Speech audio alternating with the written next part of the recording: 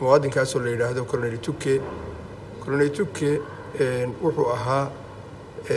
muwaadin Soomaaliyeed oo u shaqeynayay dawladdii Soomaaliyeed 30 sano ka hor burburtay ayuu ahaa waxaa lagu eedeeyay inuu geystay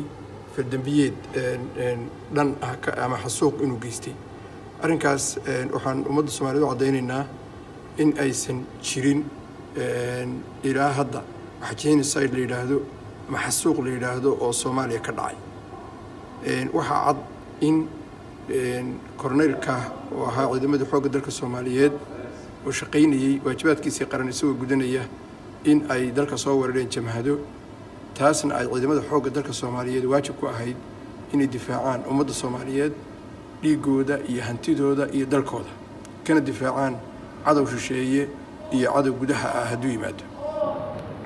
arrinkaas kadib waddanka waxaa ka dhacay dagaallo fara badan laga soo bilaabay xilligaas waxaa ka dhacay faldambiyeed laakiin waxa suuq kama dhaco faldambiyadaas waxaa geystay intaas oo jamhado iyo askaro iyo ayaa laga yaabaa inay geysteen faldambiyeed ama ku tallaabsadeen dad badan baa hantidoodii la burburiyey dad badan baa dhiigoodii la banaystay dad badan baa xoolahoodii la dhacay dad badan baa barakacay oo dibadaha u barakacay oo ummadda Soomaaliyeed 40 sano muddo ku dhow jamhadii waddanka soo galay waxay si toos ah u laayeen ama u dileen oo dhibaatooyin u geysteen dad Soomaaliyeed oo deganaa gobolka Waqooyi Galbeed oo uu korneelku ka hawlgelayay dadkaas Soomaaliyeed oo hadda qaxooti xiriir ku jiray jamhadii xilligaas soo gashay Waqooyi Galbeed ayaa xasuuqday shaqaale rayidka ah ee dawladda Soomaaliyeed ee halka ka shaqeynayay maadaama dawladdii ay burburtay jamhadu ay soo gashay deegaanadii shaqaale rayidka ah ka shaqeynay ee Soomaaliyeed waxaa tacdiyaad iyo xadgudub fara badan u geystay oo naf iyo maal bale jamhadii halkaas soo gashay waa wax cad oo la og yahay ilaa haddana ma jirto cid lagu ciqaabay ama maxkamad ugu soo taagay taas markaan ka gudbo in ummad Soomaaliyeed oo qabaa'ilihii intay is abaabusho ay qof muwaadin oo Soomaaliyeed keligii ku eedeyso oo dibadaha ku beegsato oo khilaafkii beelaha ee gudaha Soomaaliya ka jiray dibadaha loo raro arrintaa waa ka digaynaa saxna ma aha ummadda Soomaaliyeedna wax u soo kordhaya iyo wax laga faa'iideeyaa midna ma jirto khilaafka inaga inoo dhaxeeya beel ahaan inaga ayaa dhamaysan karna wixii faldambiyeed dalka ka dhacay inaga ayaa go'aan ka gaari karna inaga ayaa ka heshiin karna ummadda Soomaaliyeed bay u taallaa hoggaanka Soomaaliyeed ee markaa jira ayay u taallaa taa marka waa ka digaynaa in khilaafka qabariga loo raro dibadaha oo Soomaalidu dibadaha ay isku beegsato intaa kadib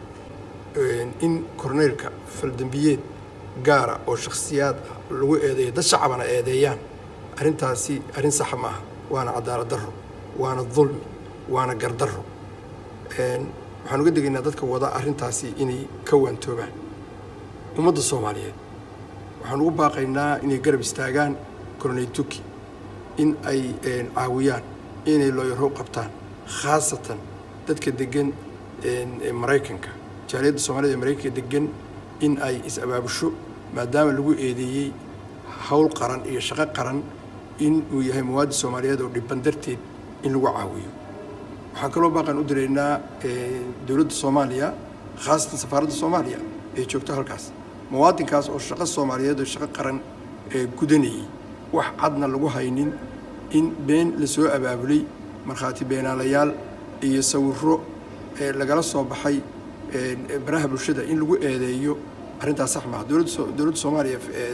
khaasatan safaaraddu waa inay soo faragashato dawladda Mareykanka la xiriirto hay'adaha garsoorka iyo cadaaladda la xiriirto arrinkaasi in una cadayso in aysan habboonayn in muwaadin Soomaaliyeed si beelaysan loogu beegsado dibadaha arrintaas